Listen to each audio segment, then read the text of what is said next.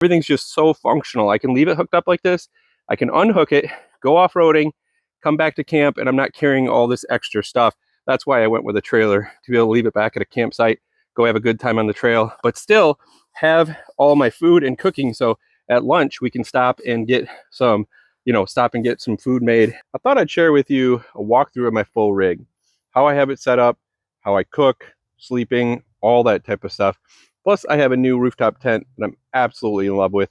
It's a hardtop wedgie style, but with that X hinge that pops up there by Open Road. Pretty excited to be, only had a couple nights in that so far, but it's going to be used in the winter because I'm in Michigan here and it's going to start getting cold.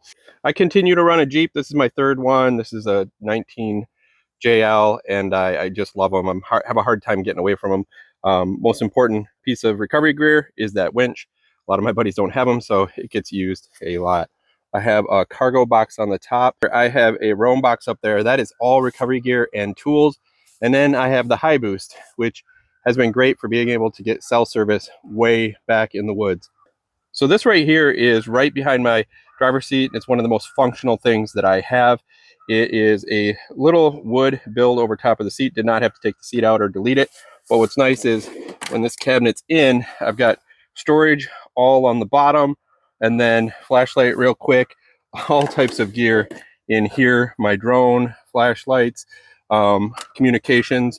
And what's nice is I've got this platform that I can set and do things on. My whole power system right now is this Blue Eddy AC70. I've been using Blue Eddy for a long time, and they're just real workhorses when it comes to needing what keeping everything powered. I also have a larger one that goes into the trailer that powers the fridge and all that stuff. Have my winch remote right there, nice and muddy.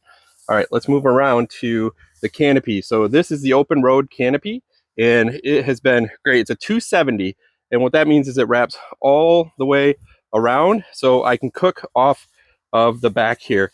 And that's probably one of the best things, is being able to deploy this in like 30 seconds and then be able to cook in the rain, get things done, and go from there. Has lighting too, which I really like, and I'm able to plug it in right into my power source. All right, right back here we've got our fridge going right there. I've got multiple different styles fridges, but I really like this small size one. This is by Bose RV, and it has a cover. If you're going to do a fridge, definitely get a cover for it. It adds a lot of extra time that's not being taken from your battery. This little pull-out system I built years ago, and it's working great. Do all my cooking pots and pans and things there. Got my bedding and an extra mat because I like to be really comfortable back in my tent. And then all of my gear, like that's all extra gear stuff that I use: fire starter, hatchets, all those types of things. Now, moving back to the trailer, now we've got our sink right here, which is great. Been using the Medic system, and that's been really, really nice to be able to wash your hands. Runs down into a little reservoir basin, and then I can dump it wherever I need to dump it. The other side there is power. So I keep the power source in there to run the trailer. And what I normally do is I keep a refrigerator right back in here when I'm traveling with a group. And usually it's a large fridge, so I need my larger power source to charge that. And then I have solar panels that are tucked up underneath that I can pull out and deploy and get, charged up when it's sunny out. Let's talk about this trailer for a second. So this is the back end of a Jeep Gladiator. Started this just over a year ago, and I'm really happy with it. I bought the back of it. I welded out the frame. I got these cargo boxes, built those out. So I got a fridge and a powerhouse, put a hook road rack on it and some support systems.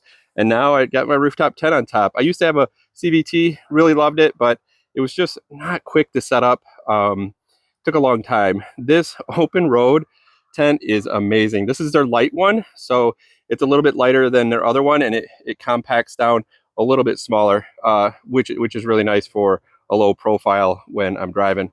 Coming back here, obviously got the stabilizer jacks. This is one of the coolest things. I hated the ladder on my old rooftop tent.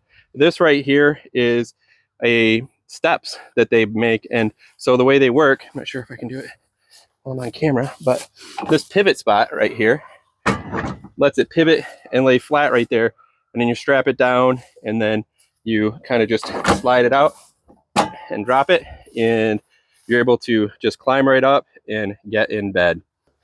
Talking about getting in bed, here is the open road tent. I'm going to see if I can get enough room back here, but what I love about it is it's big enough to sleep two, has vent at the bottom, and it has that extra. A lot of wedgies are real small at the bottom, and my feet wouldn't fit. This one allows I'm 6'2", so it allows my feet to really stick up.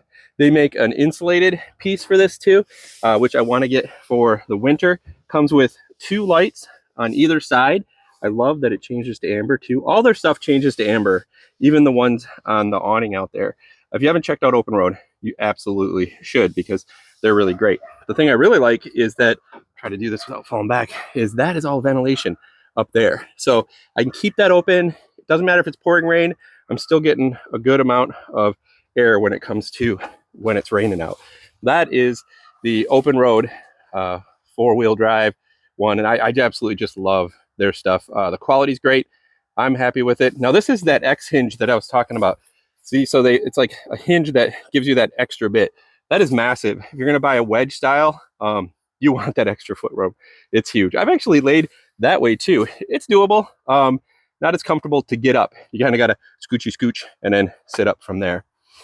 On the rig, I've got extra water. On this other side over here, I have another awning, which is the 23-0, and it's just the straight awning for like the side of a truck or the back of a Jeep. Works pretty well here. I made these little extenders myself. This is anything emergency. So we've got a medical kit, tourniquets, everything, and an extinguisher that'll put out all types of things, grease fires, whatever it might be. Because I cook right here a lot of times with a Blackstone, if I'm with a big group, this is kind of fun too. See, I've got the tank over there mounted, but it comes out the actual gas tank area, which is kind of fun. So I've had a lot of fun building this. I'm really happy with where I'm at right now. I don't have any big projects in mind because everything's just so functional. I can leave it hooked up like this. I can unhook it, go off-roading, come back to camp, and I'm not carrying all this extra stuff. That's why I went with a trailer, to be able to leave it back at a campsite, go have a good time on the trail, but still have all my food and cooking. So at lunch, we can stop and get some, some food made, whether it be grilled cheese or whatever on the stove here. So that's my Overland setup. Put down in the comments what you think. If you could like and subscribe, that would be great too. Trying to grow my channel. But I'm really happy with it. It's going to be something that I know I'm going to get a lot of use out of this setup exactly for several years. Take care.